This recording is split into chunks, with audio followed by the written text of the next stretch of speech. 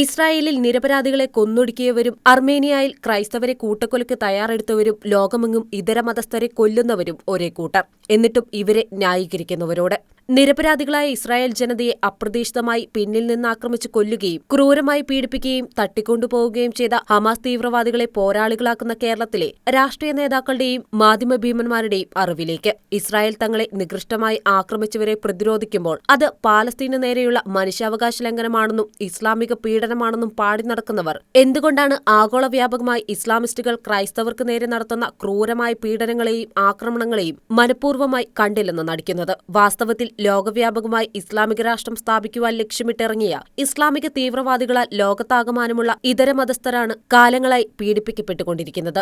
ഇസ്രായേലിൽ ജൂത സ്ത്രീകളെയും കുട്ടികളെയും കൂട്ടക്കൊല ചെയ്യുമ്പോൾ അവർ ഹമാസാണ്. അഫ്ഗാനിസ്ഥാനിൽ അവർ താലിബാനാണ്. കാശ്മീരിൽ അവർ ലഷ്കർ ഇ തോയിബ തുടങ്ങിയ വിവിധ പേരുകൾ.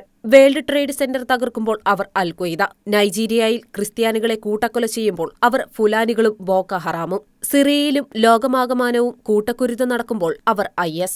ഒറ്റവാക്കിൽ അവരുടെ പേര് ഇസ്ലാമിക തീവ്രവാദികളെന്നാണ്. ലോകമെങ്ങും വിവിധ നാമങ്ങളിൽ അവർ പടർന്നു കിടക്കുന്നു. അവർ കേരളത്തിലും പിടിമുറുക്കിയിരിക്കുന്നു എന്നതിന്റെ വ്യക്തമായ സൂചനയാണ് ഇപ്പോൾ പുറത്തുവരുന്നത്. അതുകൊണ്ടാണ് അവരുടെ ചെയ്തികളെ മഹത്വവൽക്കരിക്കാനും ന്യായീകരിക്കാനും കണ്ണടയ്ക്കാനുമൊക്കെ ഇവർ തയ്യാറാകുന്നത്. ഇസ്ലാമിക തീവ്രവാദത്തിന്റെ ഒടുവിലത്തെ ഉദാഹരണങ്ങളാണ് ഇപ്പോൾ അർമേനിയയിലും ഭീമസുമായി തന്നെ നടമാടിക്കൊണ്ടിരിക്കുന്നത്. അർമേനിയയിലെ ക്രൈസ്തവ ഭൂരിപക്ഷ സ്വതന്ത്ര പ്രവിശ്യയായ നഗോർണോ കരാബാക് മേഖലയെ നിതാന്ത ക്രൈസ്തവ രക്തദാഹികളായ തുർക്കികളുടെ ഒത്താശയോടെ ഇസ്ലാമിക രാജ്യമായ അസർബൈജാൻ ക്രൂരമായി ആക്രമിച്ചിട്ടും പീഡിപ്പിച്ചിട്ടും അവിടെ നിന്ന് തുരത്തുന്നത് ഈ ഹമാസ് ഇസ്രായേൽ പോരാട്ടത്തിനിടയിലും രൂക്ഷമായി തന്നെ ഇപ്പോഴും തുടരുകയാണ്.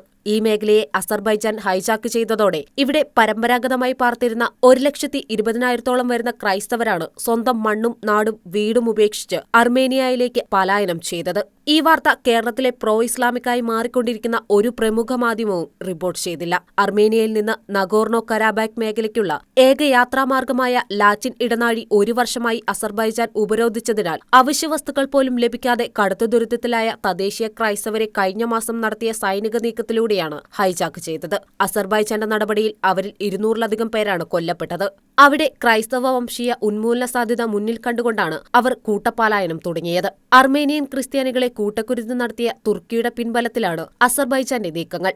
ഇപ്പോൾ ഇസ്രായേലിൽ നടക്കുന്നതും അതിന് സമാനമായ നീക്കങ്ങളാണ്. ജെറുസലേം അറബികളുടെ നാടാണെന്നും അവിടെ മറ്റാരുടെയും താൽപര്യങ്ങൾ ഞങ്ങൾ അംഗീകരിക്കില്ലെന്നും അവിടെ ഭരിക്കേണ്ടത് ഇസ്ലാമാണെന്നും കുരങ്ങന്മാരുടെയും പന്നികളുടെയും സന്തതികളോട് ഞങ്ങൾ പകരം ചെയ്യുമെന്നും പാലസ്തീൻ ആത്മീയ നേതാവ് ഷെയ്ഖ് എക്രിമ സബരി മുൻപ് പ്രഖ്യാപിച്ചതുപോലെയും സകല യഹൂദന്മാരെയും ഞങ്ങൾ കൊന്നൊടുക്കുന്നതുവരെ പുനരുദ്ധാരണ നാൾ വരികയില്ലെന്ന് അൽ ജദീദ പത്രത്തിൽ പ്രസ്താവിച്ചതുപോലെയും ഇപ്പോൾ ജൂതന്മാരെ കുൽസിത മാർഗത്തിലൂടെ അവർ ഹമാസ് തീവ്രവാദികളെ മുൻനിർത്തി ആക്രമിച്ചിട്ട് പാലസ്തീൻ ഒന്നുമറിയാത്ത മട്ടിൽ ഇരവാദമുയർത്തി കരയുകയാണ്. പാലസ്തീനിലുള്ളതിനേക്കാൾ മുസ്ലിമുകൾ സുഖമായും സുരക്ഷിതമായും അവരുടെ മതമനുസരിച്ച് ഇസ്രായേലിൽ ജീവിക്കുന്നു എന്ന യാഥാർത്ഥ്യത്തിനു നേരെ കണ്ണുകൾ ഇറക്കിയടച്ച് ഇസ്രായേൽ പീഡിപ്പിച്ചെന്ന് വാദിക്കുന്ന കേരളത്തിലെ രാഷ്ട്രീയക്കാർ അർമേനിയയിലെയും ഇസ്രായേലിലെയും ക്രൈസ്തവ ജൂത പീഡനങ്ങളുടെ യാഥാർത്ഥ്യങ്ങൾ കാണാതെ പോകുന്നതിന് എന്ത് വിശദീകരണമാണ് അവർ നൽകുക? അതെ, വോട്ട് ബാങ്കാണ് വലുത്. അത് കഴിഞ്ഞിട്ടേയുള്ളൂ എന്തും.